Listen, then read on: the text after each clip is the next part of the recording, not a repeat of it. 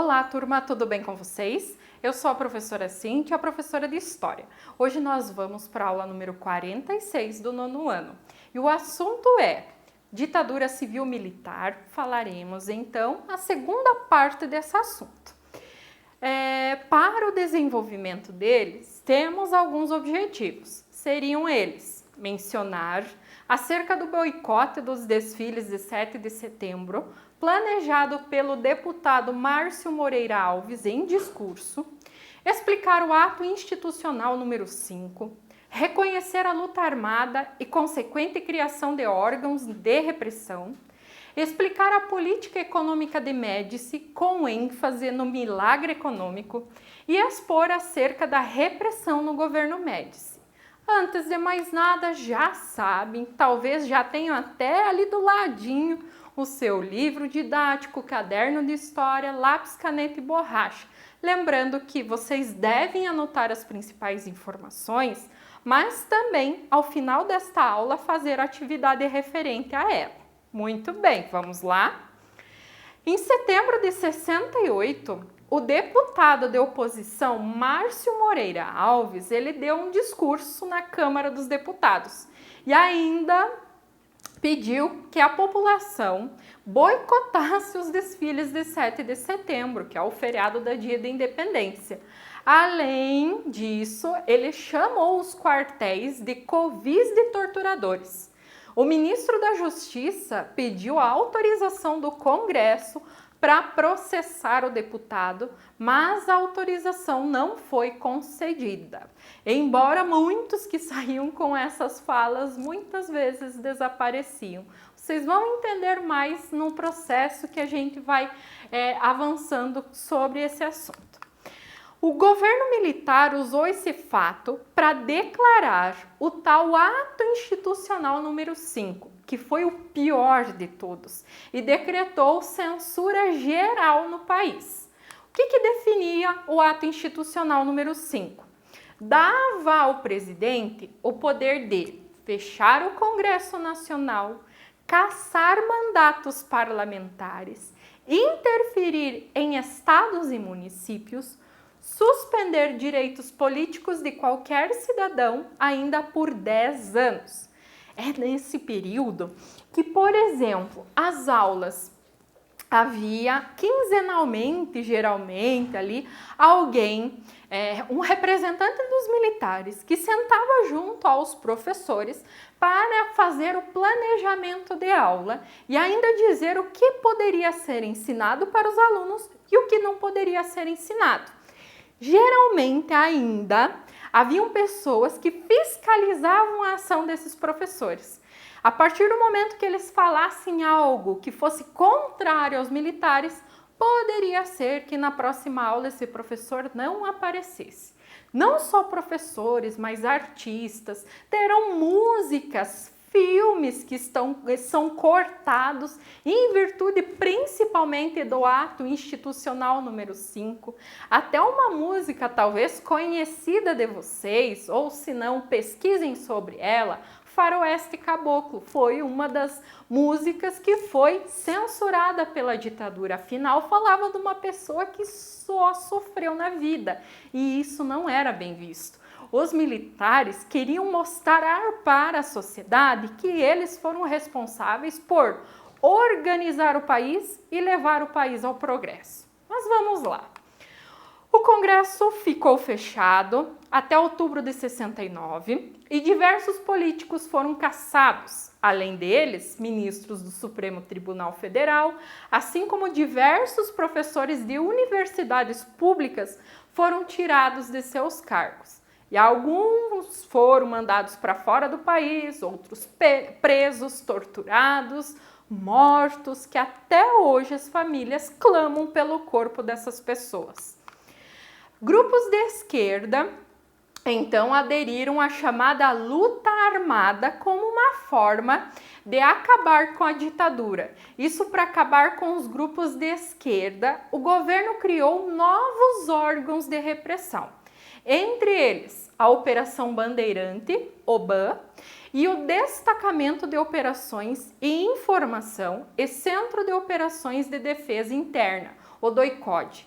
Esse último aí foi um dos piores. Muitas pessoas, celebridades, artistas dentro da música popular brasileira acabaram passando por esse órgão, sofreram vários tipos de tortura, alguns até foram mutilados.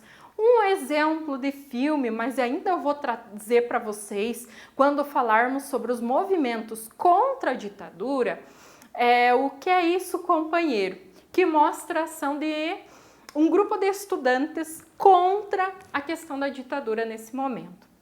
Esses órgãos, então, transformaram-se nos principais centros de tortura do regime militar. Detalhe, essas práticas de tortura, elas foram ensinadas por americanos, aliás, estadunidenses, americanos somos nós também, estadunidenses, por conta daquele fortalecimento dos militares para evitar que o Brasil fosse comunista.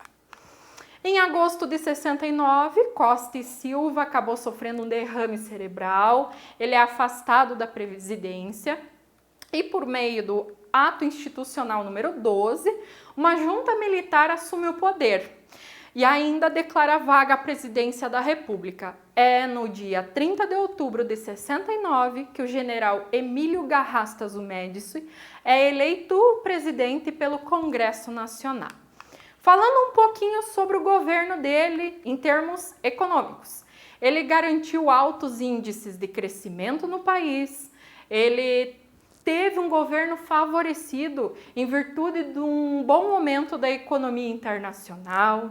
Ele conseguiu empréstimos no exterior a juros bem baixos, ainda realizou investimentos na indústria, na agricultura, no setor energético e também na construção civil. Até ali demonstra a construção, como as usinas hidrelétricas de Itaipu e de Tucuruí, as usinas nucleares de Angra dos Reis e a ponte Rio-Niterói foram construídas nesse período.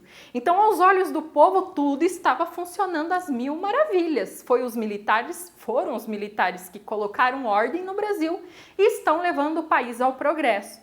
Mas eles não sabiam por trás de toda essa situação, o aumento da dívida externa, a questão das torturas, todos que falavam contra qualquer situação poderiam ser presos, sumir, deportados para fora do país. Hoje a gente vê na rede social, alguém coloca algo sobre o prefeito que fez uma construção, algo nesse sentido, já o povo lá coloca seus pontos positivos e negativos. A gente tem liberdade de expressão, mas na época isso não era muito permitido não.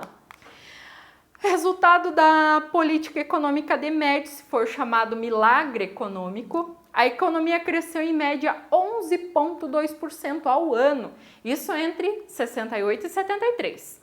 Só que nem todos os brasileiros puderam desfrutar desse crescimento. A política do achatamento dos salários fez aumentar a concentração de renda e desigualdades do país. Com o aumento dos preços do petróleo em 73, os empréstimos diminuíram e os juros da dívida externa ainda aumentaram. Lembrem que eu falei. Do milagre passou então a alta inflação, a recessão e ainda o crescimento dos índices de desemprego. O governo Médici foi marcado por um aumento da repressão aos grupos que optaram pela luta armada para combater esse regime militar. Muitos desses grupos cresceram, em especial com a adesão de jovens do movimento estudantil, UNE, União Nacional dos Estudantes, que haviam perdido o direito de se organizar e se manifestar com a decretação do AI-5. A repressão desses movimentos de oposição foi extremamente brutal. Até o final do governo de Médici, as organizações guerrilheiras elas haviam sido eliminadas e seus militares estavam mortos, presos, no exílio ou até mesmo desaparecidos, que até hoje não foram encontrados. Na próxima aula, iremos tratar acerca dos movimentos de resistência à ditadura, por parte dos estudantes, por parte dos artistas, a gente vai entender um pouquinho melhor, tá? Eu digo para vocês, Façam a atividade agora, aproveite que está tudo fresquinho na cabeça. A atividade tem esse propósito de vocês revisitarem todo esse assunto e também fixarem algumas informações que os ajudará a compreender próximos assuntos. Bons estudos a todos, até a próxima aula, um abraço e tchau!